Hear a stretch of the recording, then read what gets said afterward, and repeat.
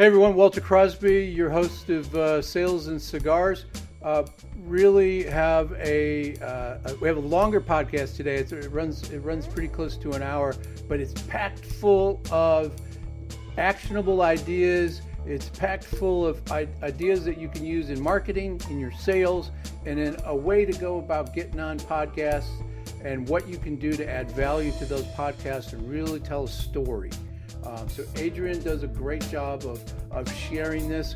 We have some a PDF in the show notes that I really recommend that you take and download. It's just chock full of ideas and things that you can do to follow this framework and get yourself on podcasts to be able to tell your story. And if you're not interested in podcasts, that's cool, but it'll help you tell a better story when you're with your prospects and your customers, or you're at the bar trying to pick somebody up. Doesn't matter. Telling a story is what matters.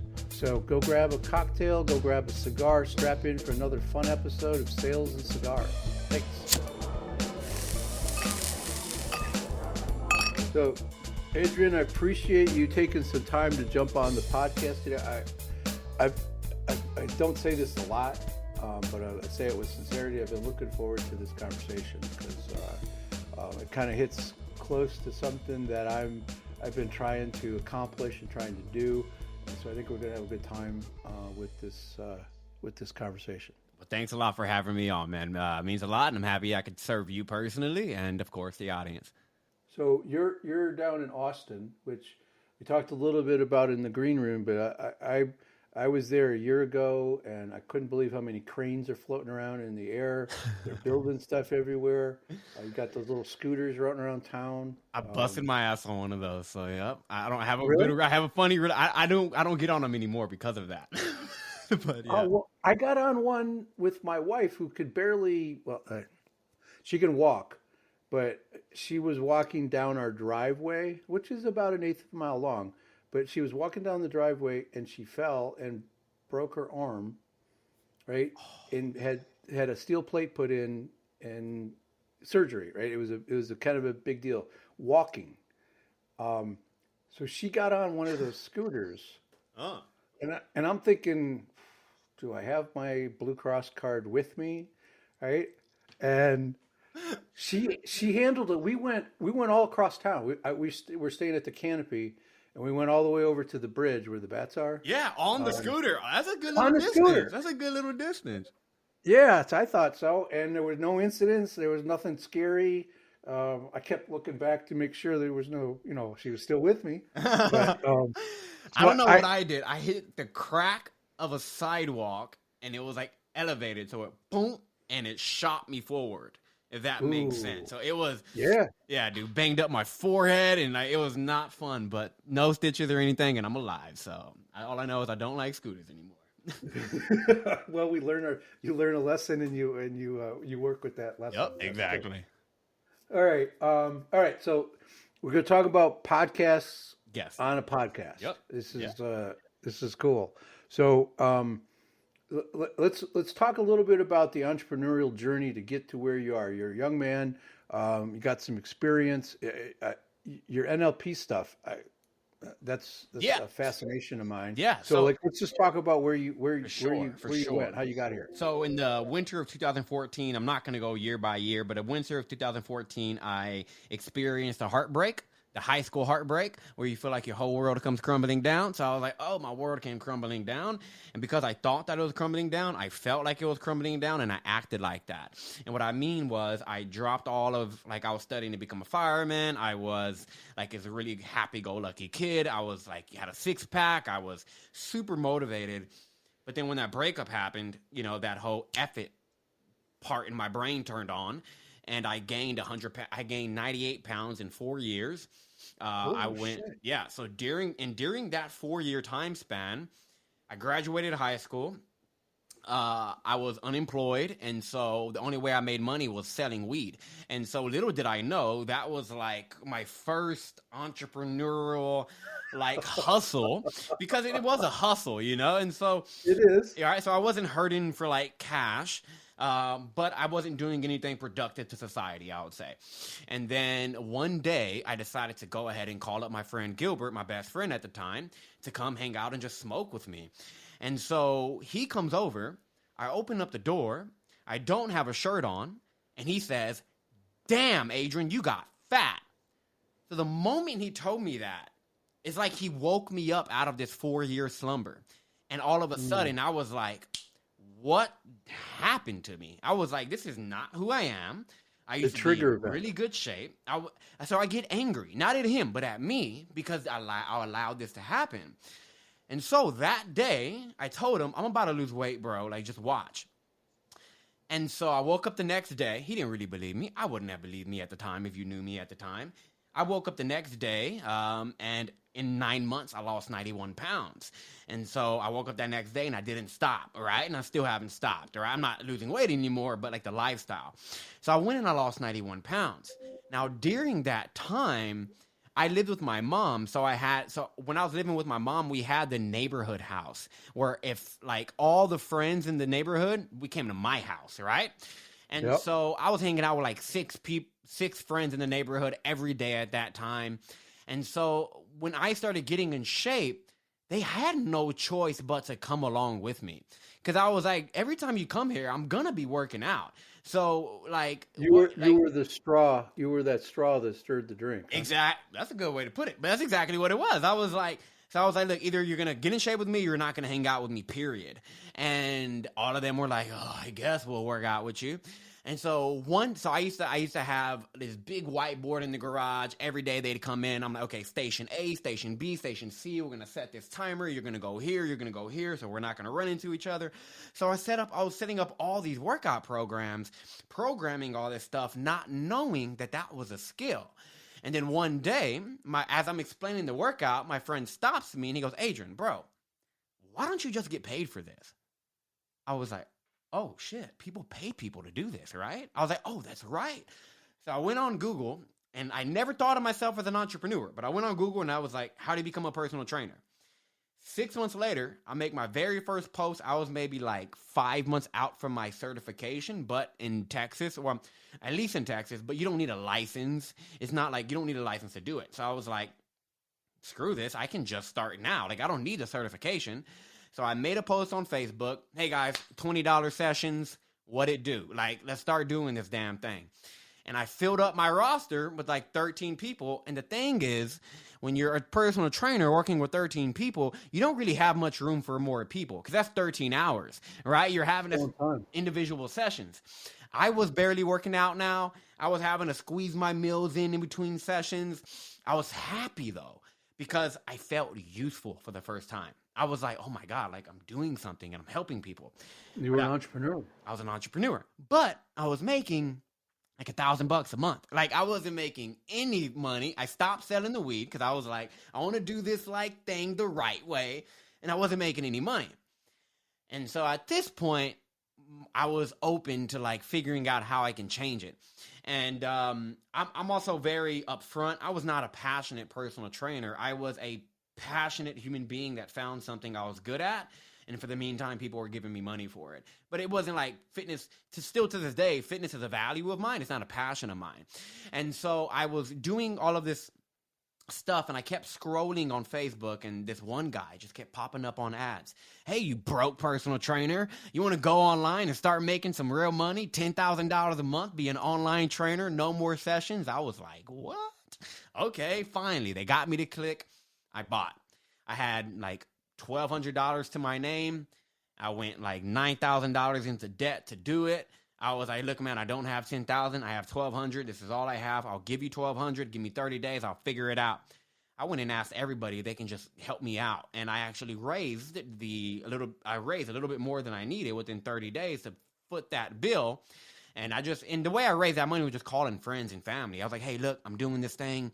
I promise I'm going to work the shit out of this thing. I'm going to pay you back with a little bit of interest. Just help me out with $1,000, $2,000. This is how much I need. What can you help me with? So I had all that money for it. I did it.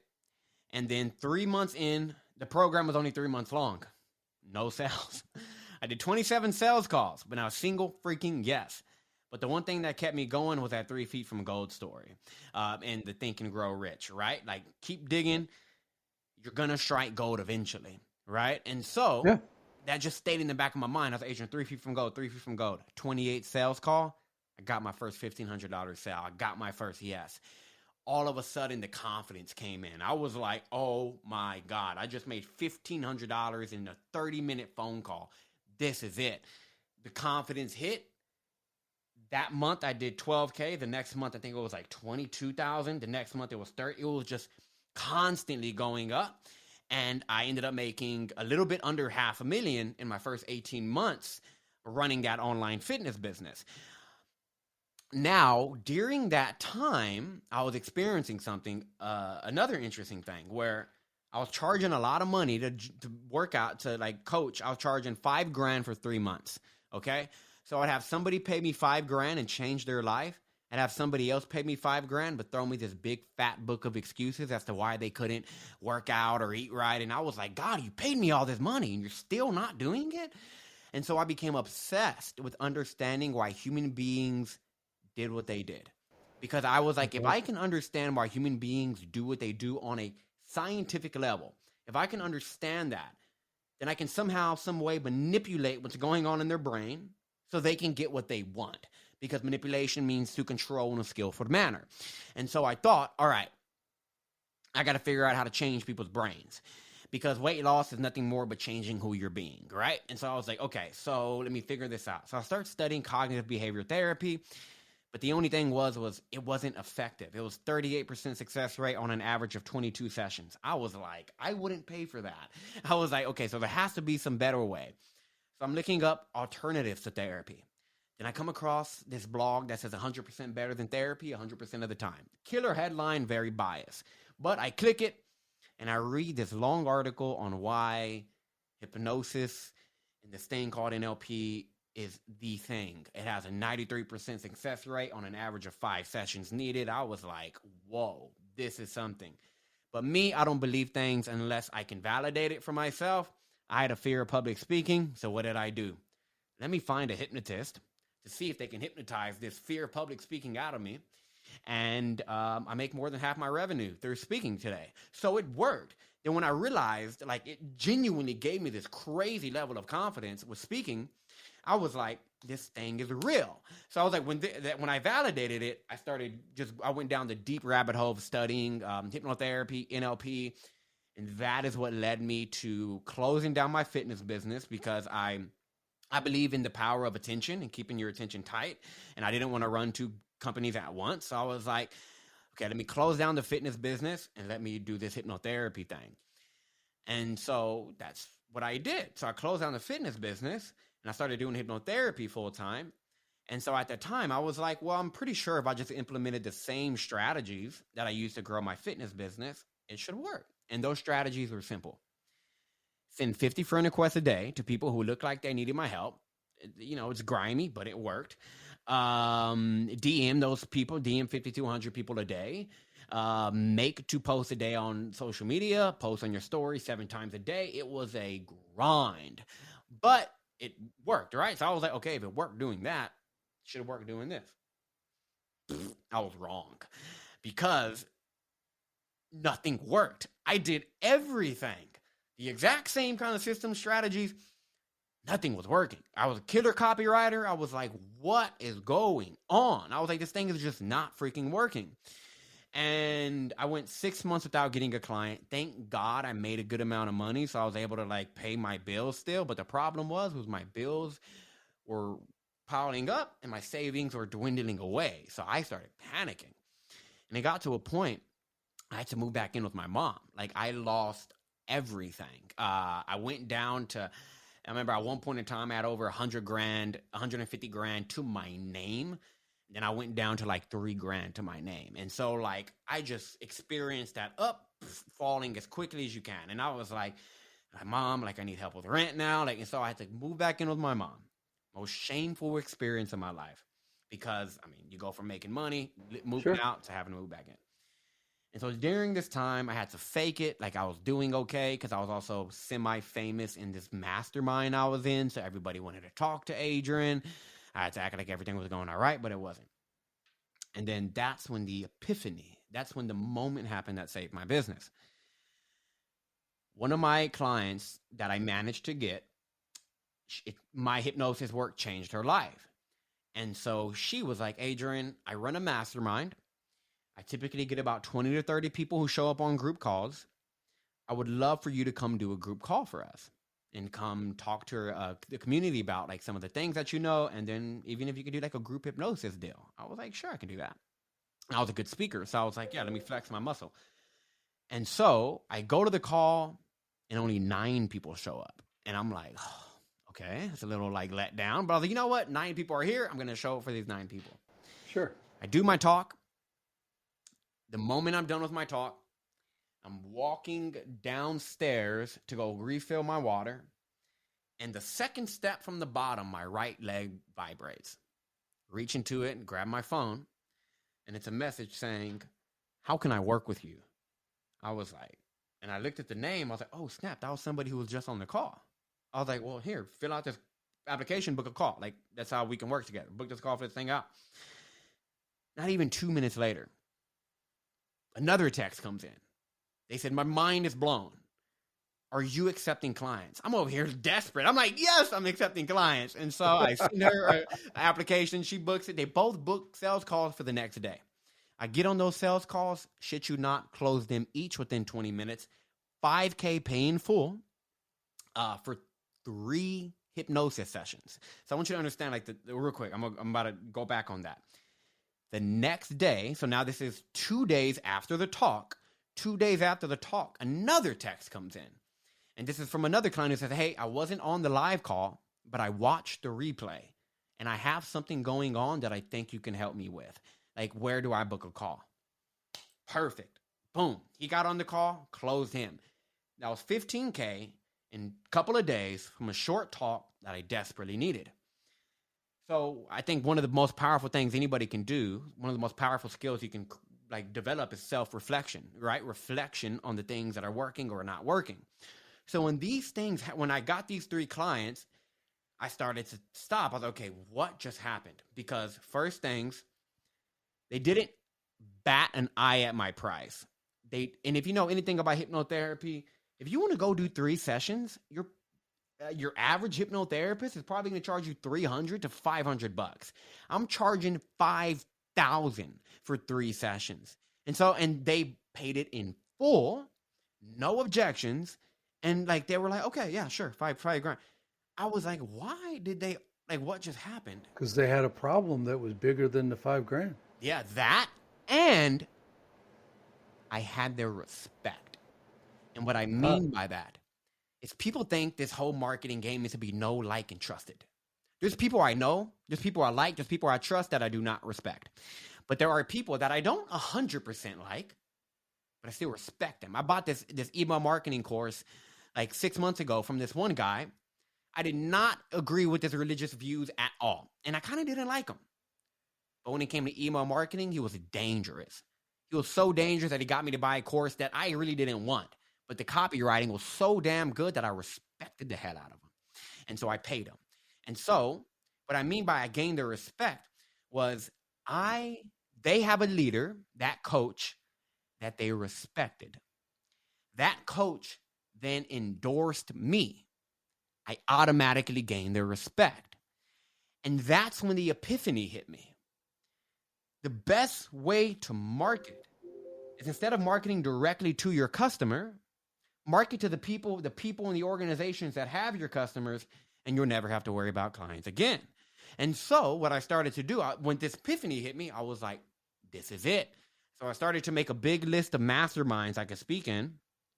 And that's when the podcasting idea hit me, because I was stopping. I was like, okay, who's my ideal client? Okay, entrepreneurs, business owners. I know every entrepreneur I know listens to at least one podcast a day. And HubSpot says 68% of all business owners listen to one podcast a day. And so I was like, if I get in front of these, and I'm like, in podcasts, they have a leader, the host, and they have an engaged audience, the listeners, exactly like a mastermind. If I start getting on these shows, and I get on enough of them, I'm going to be pulling in enough clients that, again, I don't have to worry about getting clients. And that's what led me to this business here. That's what led me to where I'm at. In the last 2022, I pitched 121 shows, got booked on 52. That's great. That's nearly a 43% booking rate, and the average is 10%. So it's like I skyrocketed that. And the cooler stat is I was able to pull in around $250,000 for my hypnotherapy business, save that business, and I didn't have to send a single DM to do it. And so that's my very long answer to your super short question, but I wanted to make sure you had enough of the context. Well, there's always a journey, and there's always like the 2 steps forward, 1 step back, right? And anybody that tries to hide that, I don't know, for the lack of a better word, fuck up in our life, like where we screw something up, or we have to endure some sort of change in the marketplace. It's that resiliency that is what entrepreneurs have, to be like, all right, I'm not failing this. I got to figure out a way around it. And it might take a minute, but the entrepreneurs, and that's why I love entrepreneurs, because they have a vision. I don't know how I'm going to get there, but I know I'm going to get there. So I'm going to go over stuff. I'm going to go around stuff. I'm going to go underneath stuff. I'm going to blow stuff up. I'm going to try to go through stuff. Right. But I'm going to get there. And it's having and you have those moments of, I don't know, where you're questioning yourself, right? And those happen, but we have to be able to be like, why am I doing this? And if you got the why, right? And it's not about $1, it's about something bigger than us, something bigger than the community, right? It's a big why that's driving us. That's going to get you to figure out a way to make it work. That focus. And if your why is bullshit, then you're not going to make it happen. Yep. Right? You really got to be tight on that, and be able to be crystal clear. And there's got to be one of those things that we're focused on. One of those goals has to be personally selfish, in my humble opinion. Like if we don't have that one, like, you know, we want to do stuff for our family and our friends and the community. Yes, without a question. But if we don't have something that's going to help us have a personal goal that's going to help us get to, that's going to support the needs. Like I lost 40 pounds. I got to lose another 15, right? And I have my reasons and I know why, and that's driving me to get to the next level. But that goal is selfish, but it's also supporting every other goal that I have. I'm about to say, you're kind of selfish in a selfless way, because also you being healthier, you're going to be able to add to so much more people, right? And so, yeah, totally. I'm going to be able to take care of people easier. I'm going to have more energy. All the things that you experienced, right? As a kid, where you gained 98 pounds, your life changes in a variety of ways. My life changing on both ends, you know, so, yeah. So, all right, I love the story. And I get the mastermind idea of the podcast, because the way I position it is, if you do 52 podcasts or 100 podcasts, whatever the number is, it's like you're standing in the middle of a stadium, a football stadium, and you're getting to talk to 80,000, 100,000 people, right? Not all of them are going to pay attention to you. That's okay. You just need some of them to pay attention to you. Exactly. It's the power of scaling your attention, the attention that your brand receives. Because even if you are I could have been the greatest hypnotist in the world. If nobody knew about me, I wouldn't have a business, right? So it's like, no matter how great you are, if nobody knows about you, attention is king. And if nobody knows about you, you won't be in business for a long time. Right. You got to be able to tell a story, which, you know, is something else that you just did. Yep. Right. You told the story. So, I mean, because you could spend hours talking about storytelling, but if there was one thing that an introvert is struggling with, that they need to pivot from, they need to look at from a different lens, that would help them be a better storyteller. Because I believe everybody's got stories. We've all experienced things in life. And so if there was one thing that, like, you could really focus on, that would help that introvert, what would that be to be a Well, better storyteller? let me first say that I get exhausted when I'm around people. So I am a big introvert myself. And so for me, it typically comes like I'm just using my own example because I'm not like a storytelling expert. I'm great at it. I teach people how to do like certain aspects of it. But one of the things is, so there was this, for example, there was this, Claude Hopkins, Hmm. right? Legendary advertiser. Well, that's what he's known for. So way back when, I believe it was Schlitz Beer Company, they wanted to grow. They were number one in the European market. They wanted to become number one in the American market. And so as they were taking their campaign overseas, they brought in Claude Hopkins to, create their campaign. And so they bring Claude Hopkins into this beer plant.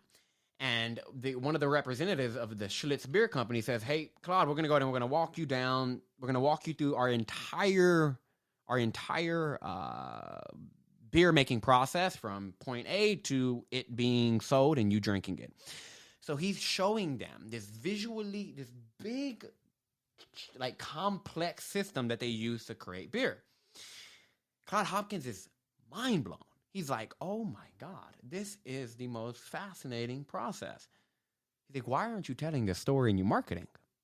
This is why I believe a lot of introverts, or not even introverts, just people are afraid of storytelling because they don't think they have an interesting one. Because what Claude Hopkins did, what Claude Hopkins told them, because what the beer company said was, everybody makes beer this way. There's nothing special about it. All beer companies make it this way. Claude Hopkins goes, "But nobody is telling the story." So what did they do? If you go look at the Schlitz beer campaigns with Claude Hopkins that he wrote, every one of them, he goes, at the time, all beers were selling based off of the message, it's pure. And so what he did, he goes, "What does pure mean?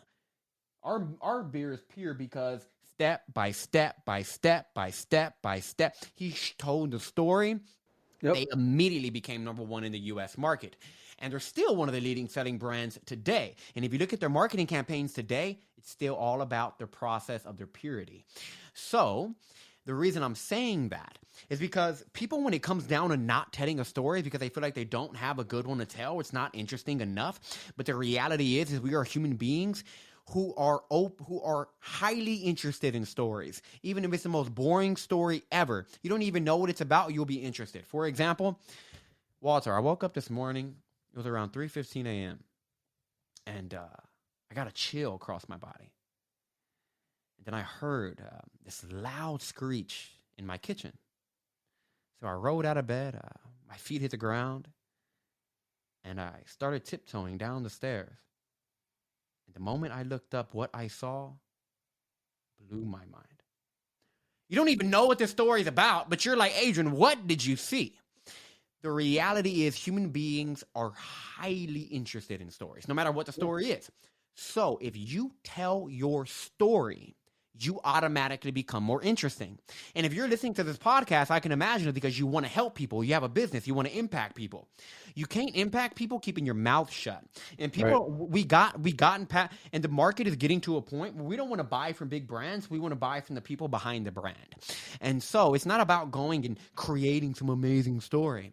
My story is like pretty typical. It can sound cool the way that I put it together, but the reality is all stories are interesting. It's just not all stories are told. So if you tell your story, you automatically will become interesting. And focus on being very visual with your stories too. So that's like the big part. It's just like, hey, get over your fear of telling, "Oh, I don't have a great story." Trust me, your story is phenomenal. You just need to freaking tell it. That's the first thing. And the second thing is, if you actually want to be a good storyteller who's influential, create images in people's minds. Why do you think I said I felt a chill go through my body? I rolled out of bed. My feet hit the ground as I walked down the stair. These visual elements of a story, I'm a hypnotist, right? These visual elements of a story literally hypnotize people into fully wanting to understand what's going on with this story. When you are creating an image in someone's mind, you're now creating an emotional state in their body, because images create emotion. So right now, if you just pictured the love of your life, you're going to start feeling some way. Images create emotions. So if you can create an image in somebody's mind, you're the director of their movie and you can tell them what to do. This is exactly why stories are extremely powerful when it comes to selling, because you can engage people's emotions and tell them what to do after. And everybody's playing a movie in their head. Everybody, we all got movies in our head. I'm a hypnotist. I've helped literally thousands of people change the movie in their head. And it's all a script that you're playing, you know? It's all a script that you're telling yourself. Or it's skipping and you keep playing the same pieces over and over, and it's a terrible story. And you're not even conscious of it, yeah? Yeah, and you because one of the things I learned a long time ago with the NLP is, you ask yourself shitty questions, your mind is going to go get you some shitty answers. Your mind will always find whatever it's seeking. It'll answer the question. It just might not be the best answer we're looking for, and it's going to keep us in that spiral. And that's another thing. Now that I look back, I've never thought about this, but now that I look back on my journey, I never asked myself like really degrading questions. Like, why did you fuck this up? Like, why are you being so? Like, for me, it was always, how do I figure this out? Mm-hmm. Right? If I wasn't asking myself that question, this podcasting idea would have went straight past my mind. Right. Because it's like, how do I make this better? How do I do this better? What can I do better this way?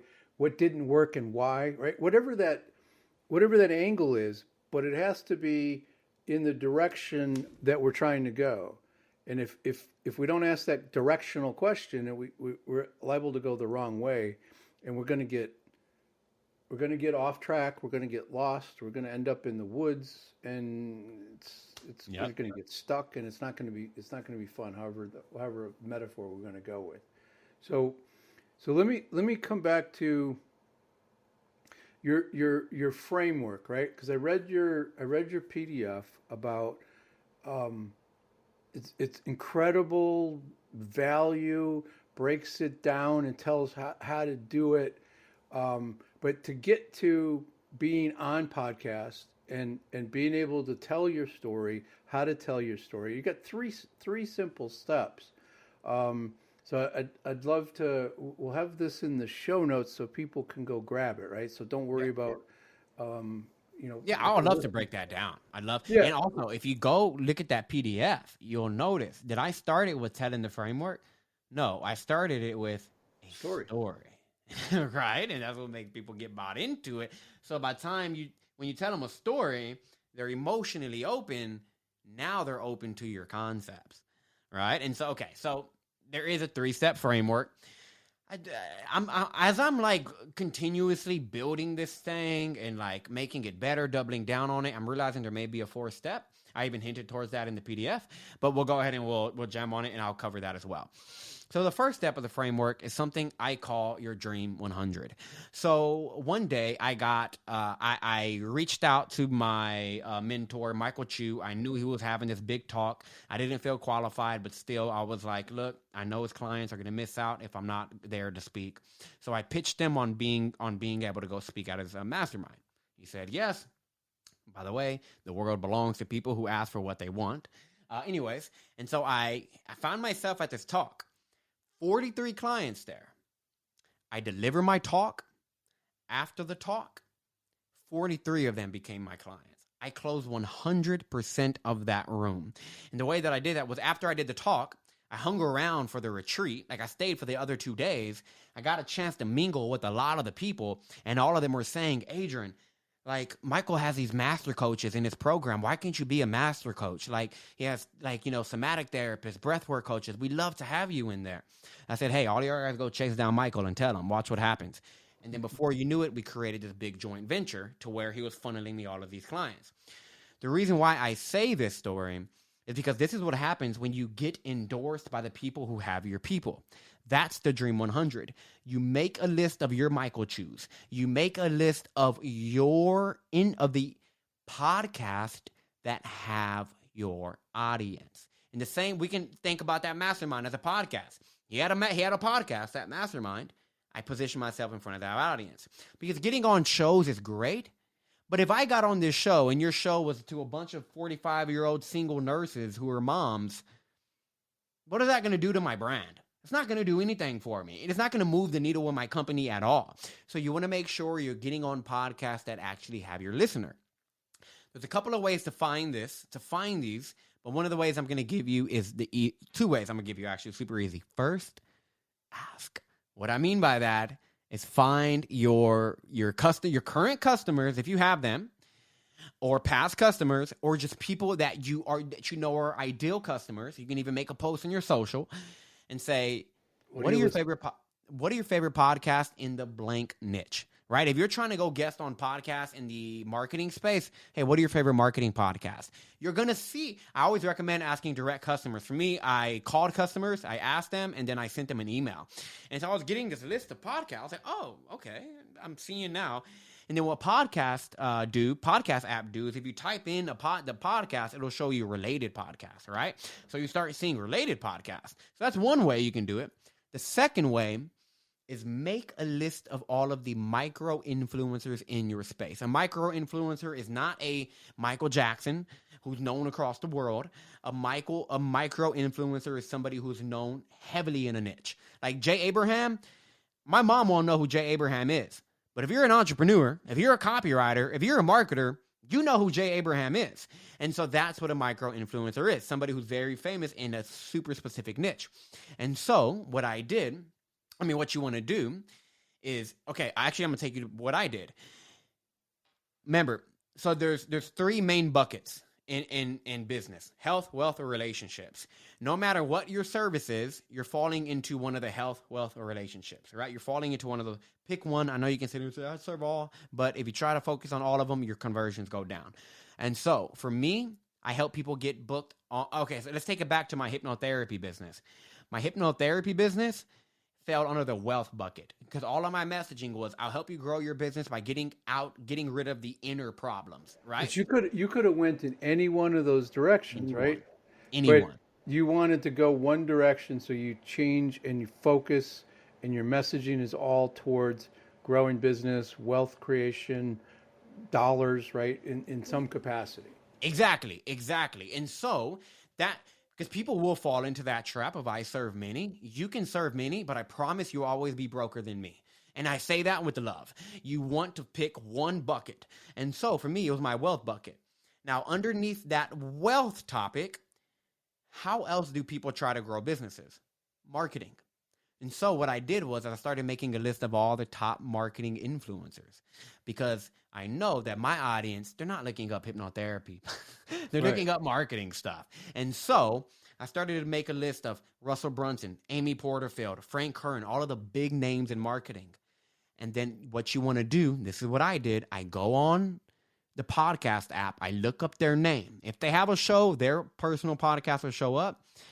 But what also shows up is all the shows they've been on. Now you have a list full of shows that, number one, they have guests because they already had him on. They already had them on. Number two, they're interested in your topic because that person was in your topic. And they're open to having the kind of thing that you talk about on there. So that's how those are two. There's a couple of other ways, but I don't want to. There's other ways, but you nailed a couple of them. So now it's once you get that list, now you got to go try to convince those people. Now you got to get them on. So now here comes the powerful part, the pitch. So when I got this idea, there was somebody in my space, in the podcasting space. She's like the podcast guesting queen. Everybody knows her as that. That's like a personal branding. So I went on her course. I bought her course, like $100 course, and it taught you how to get booked on podcasts. So I saw this pitch framework. I was like, cool. I sent out the pitch to 40 shows. I didn't even get a no. What I mean by that is I didn't get a response.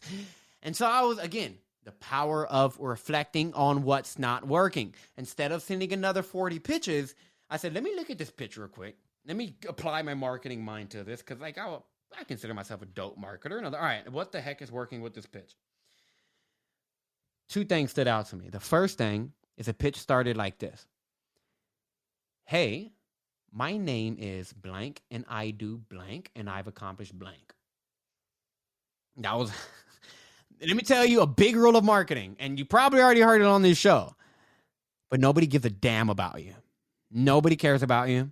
And when it comes to marketing, right now you're listening to this podcast, not because you probably love Walter, all right? But let's be real. It's probably not because you're crazy about Walter.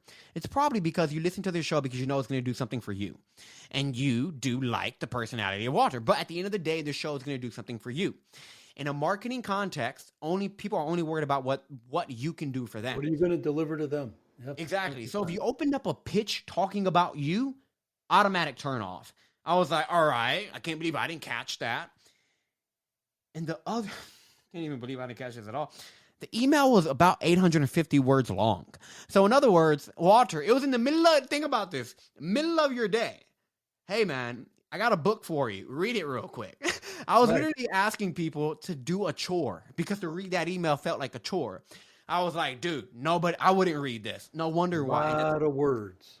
Right? And that's about 100% of the kind of pitches I can get today. But I was like, all right, this sucks. I'm just going to act like I didn't buy this and let me figure out how I can do this. I was like, okay, because I'm a trained hypnotist, so I know how to pull on people's emotions. So I was like, all right, let me take what I learned from hypnosis and from marketing and marry these two and see what I can come up with.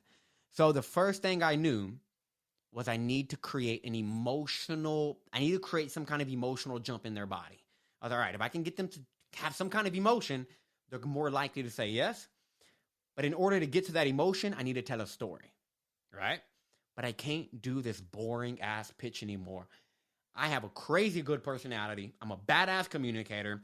If they saw my face, if they saw the way I was, they probably would want me on their show. So instead of putting my pitch in a email, I put my pitch in a video. And I said, let me give this a shot. And so I told my story in 3 minutes or less, or sometimes a little bit over 3, but I aim to keep it under 3 minutes. And I sent it out to 10 podcasts. Now, let me clarify. This wasn't one video that I sent to 10. It was customized per podcast. I said their name. I said the name of the show. I said what episode I listened to because I did listen to episodes. I genuinely will. Either I can't listen to a full one, I'll skim through it. I will get content out of it. And then talk about why I feel like I'd be a great fit for their show. And then I sent 10 of these videos out. 8 of them reached back out and said yes. I was like 8 out of 10. I got something. And so this is the step 2, and that is your power story through a video. So what you want to do is you want to create a power story. What your power story is tied into why you do what you do. You need to you tell somebody why you do what you do before you tell them what you do. Because without a reason why, people don't buy. And so the way that I do this is I introduce myself to a story. So first I'll connect with them straight out of the gate. Hey, blank. One of the very first things out of my mouth is their name. Because their name is the most favorite thing in the world to them. The favorite word in the world to them. Now, I thought about this video in terms of chunks. So the average attention span is about 8 seconds. It's crazy. So when it comes to getting somebody to watch a 3-minute video, just think in terms of buying 8 seconds each time. So I thought if I said their name right out of the gate and the name of the show right out of the gate, I can buy 8 seconds. All right. And then at that point, if I now introduce myself, but I do it through a story, I can buy another 8 seconds. Then buy another 8, another 8, another 8. And then I got them to watch the whole video. And so you connect with them in the front of the video. After you connect with them, you tell them a little bit about themselves, why you like them, you hype them up, then you go into introducing yourself. But you don't do this through, hey, my name is blank and I do blank, blank, blank. It's boring. You do it through a story. Yeah, no, you don't know me. My name is Adrian. And to make a long story short, my life changed when I was standing in the living room and I watched my dad drop to his knees and scream at the top of his lungs, Nancy, please don't leave me and please don't take my boys from me. And when I open a pitch like that, you're like... Somebody's leaning in and going to be like, all right, I'm in. Yeah, you got more than 8 seconds. Right, and the thing about the video is I'm able to... And my life was deeply impacted. I'm able to lean into the screen because that's one of the things, right? Like one of the principles I learned about speaking is when you're giving a point, hands behind your back, lean in, tell the point. All right, and so you can do that through a video and it would change things. So that's step 2 of the framework. And this is per video. And the nuance, the tech side of it is just get a Loom account, pay for the damn Loom account and do all mine on Loom videos, right? Like the one I sent you was a Loom video. Yeah. And so that's how you do it. And that's right? what I was about to say. All of this stuff you did with me to get here, And I'm here. right? And Like it literally works. It worked on Walter, right? And this is like you said, hey, I'm a no bullshit guy. So it's a no bullshit pitch, right? And this is also what I want people to understand is you're on Podmatch. Podmatch is not just Podmatch, there's other podcast matching platforms. If you don't know what Podmatch is, it's kind of like a dating app for podcasters. You just kind of match guests and hosts, right? Yes, this is cool for host because you got a pool of people, but for guest, it becomes very difficult now because now these people have easy access. Now you have easy access to people's inboxes to pitch them. Me, I get about 20 pitches a day. Horrible pitches. All of them are telling me their story, telling me their accomplishments right out of the gate when they haven't earned the right to do that yet. And so this is the hidden thorn in the podcast matching software space. It's dope for host, but it gets painful and more painful for guest. And so and Alex, this will make you stand out. I've had that conversation with Alex about like we need to make this clearer and helpful to the hosts on the site, right? Because I was I wrote part of his book, right? I wrote a chapter in the book that. Yeah. I like what he does. Okay. But I mean, and he knows what he's trying. He knows what he needs to do. He's just trying to figure out the best way to get there, because that process is painful right now. It is. It doesn't matter. It's not Podmatch. It's like across the board, and then you have to stand out, right? But this is, in my opinion, given what you've put together in this PDF, this lead magnet, there's so much value there for people that want to reach more people and want to stand on the 50-yard line of that football stadium and just talk to everybody. It's relatively easy to be different if you follow what you've done, right? Yeah, and it's very easy. And it's sort of like sales. What I coach salespeople and sales managers to do is like, you got to be different. All the other salespeople out there suck, and they're going out talking about the features and the benefits. They're doing exactly what you talked about. I got this does this thing, and it's really cool. Nobody gives a shit, right? What's your problem? Exactly. My problem is I'm looking for interesting guests. My problem is I have a challenge in my head that I need to get out of my head, right? And so whatever that is, you need to be able to speak to, like, here's what I can do for your audience. Here's what I can bring here. And it's not going to resonate with everybody, but that's what we're looking for as a host or as a buyer is, what are we going to do to solve some of the problems that I have? I don't care how you're going to do it so much as I'm like, I care that we're going to add value to have a solution to this. Exactly. And what you're saying about standing out, like, guys, keep this in mind. When I send these video pitches, still to this day, people tell me, I have been in podcasting for 15 years. I've never in my life received a video pitch. Like, even if you don't, get my course, learn the scripts and all of that, even if you just start sending video pitches, guarantee you'll stand out. So that's like a big part there. Now, the third step of this framework to sum all this up, so everybody has the full thing, is you want to actually be a powerful guest. And the way that you be a powerful guest is you tell powerful stories. Every single thing that I've answered has literally been through a story. Okay, what's your first step of the framework? Well, I had this coach, Michael Chu. I went to go speak at his event. Oh. What's the second step of the framework? Well, I bought this one course and it didn't work. I never just give the framework. I give the story. So the third piece of the framework is, one day I was on a call, booked a sales call, and I said, hey, what inspired you to book this call? Well, Adrian, I heard you on the Network Marketing Secrets show with Gloria, and oh my God, when you explained how that guy like really had a lot of fear around his voice, that's me. That was engineered. I got that kind of response because on the episode itself, I used stories to answer every question. So this is how here's a weak way to answer a question. Adrian, why do you think why do you think entrepreneurs doubt themselves? And what can they do to overcome that doubt? Well, they doubt themselves because they don't believe in themselves, or they doubt themselves because they don't think they're good enough, or shitty answer. Great answer. Well, actually happy you asked that. I had a client come to me one time, and he was really struggling with putting his book out. He had a lot of doubt around it. So we did hypnosis, and we did something called timeline therapy. And what this did was it took him back to a moment where he was 4 years old. And he tried to tell his big cousin something. And his big cousin, who was 9, said, "Shut up, Alex. Nobody cares about what you have to say." And in that moment, my client, as a 4-year-old, goes, Nobody cares what I have to say. I guess my voice doesn't matter.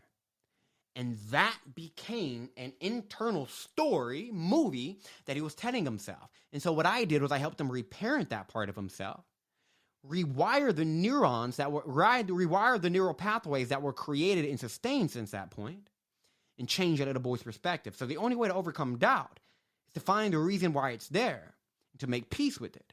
And that is how you truly overcome doubt without trying to overcome it. You move through it. And that kind of answer, Walter, will literally, somebody in the audience is going to be, holy shit, first thing, this guy knows the problem beneath the problem. He knows my problem. He knows my problem. Right? He knows my problem better than me. Because they're probably sitting there like, I had no idea about this kind of concept. So when you know somebody's problem better than they do, subconsciously, whether they know it or not, they make a decision that you're the person they want to solve that problem. So that's the first thing that this thing does. And the second step is, again, it's a hypnotic story. It tells them, like, it moves their emotions and it shows them, and never just share the struggle. I was like, yeah, and since then he's been able to produce a book. He's spoken at Harvard, Good Morning America. Always talk about the end of it, because to them that shows them, oh my God, there's like a way for me to get out of this. When they believe they can get out of it, they're likely to contact you, right? But you have to be able. I mean, you got to tell the story. It's got to be powerful. It's got to start and then show the end and then show the outcomes, and you have to be able to deliver. Yeah, I think if you suck at doing what you do, don't podcast guest. Go get great at what you do, then start podcast guesting. Because if you have a shitty offer, shitty value, don't scale it, right? Like fix the stuff and then start scaling the stuff that's working. But very good point. And another thing that I want to add to the story part is make sure that you always highlight the lesson in that story, right? The reason, like, think about the story on stories I told you about Claude Hopkins. At the end of that, I said, all stories are interesting. It's just that not all stories are told. That's a golden nugget for somebody. It's going to be like, wow. So you tell the story, and the reason I share that story is because it highlights the golden nugget. And then you can go more into like the practical side of things, but story first, open them up emotionally. Now they're open to whatever the heck you say after that. Because they're engaged. Their mind is there. They're feeling something, and now they're open to having this conversation. And whether it's marketing or sales, right? The same principle applies.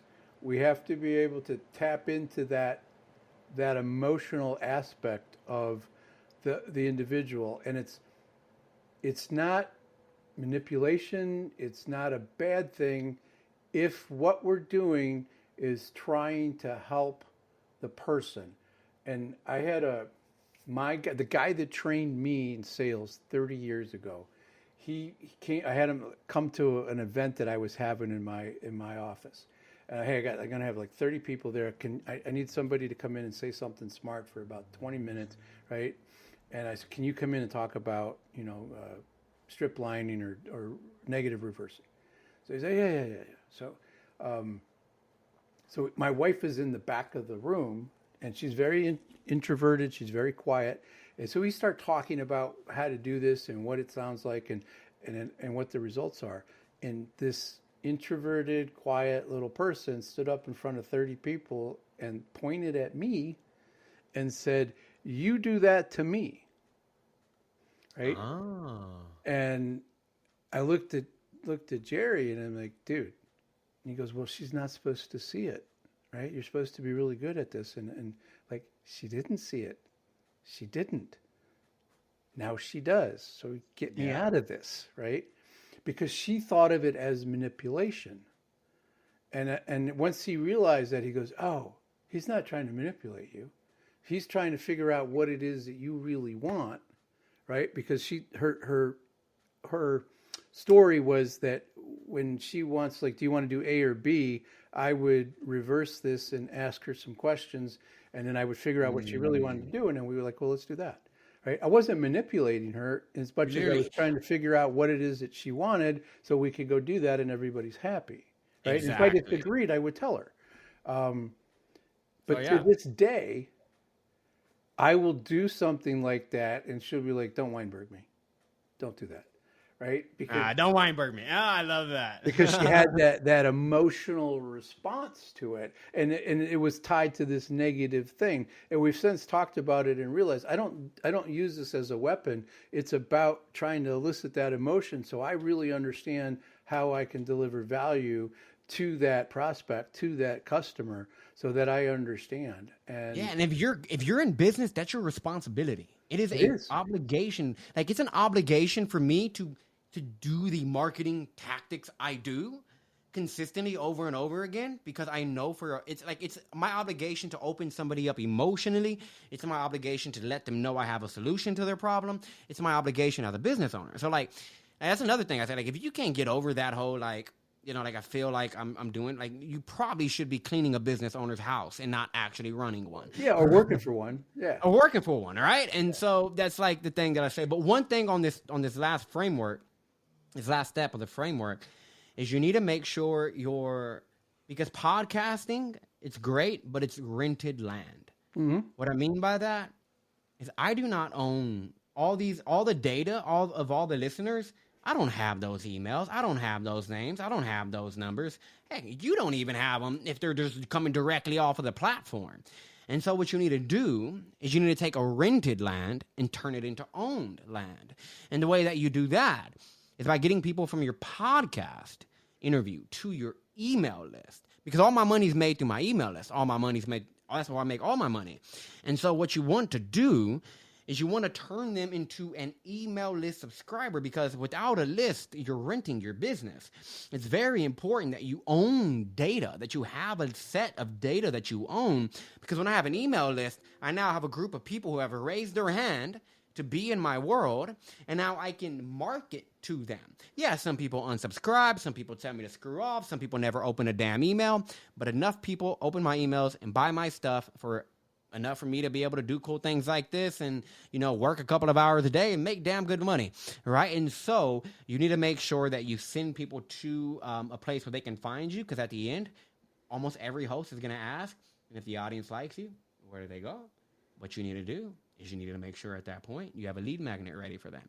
You send them to the lead magnet, which is exactly what I'm about to do right now. So study literally what I'm doing right now. And when they're in the email list, then you can sell them whatever you sell.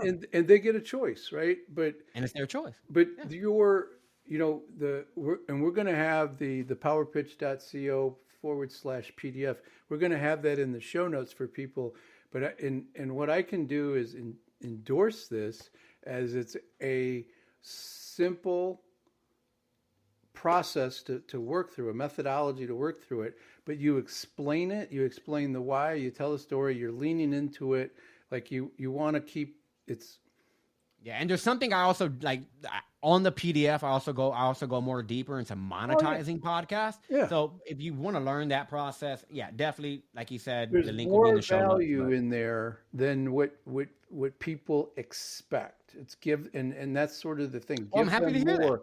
Give them more than what they're expecting. So anybody that's listening to this that has a story, or they just want to learn how to tell a story better in their world, whether that's sitting at the bar with some friends, or because this all applies.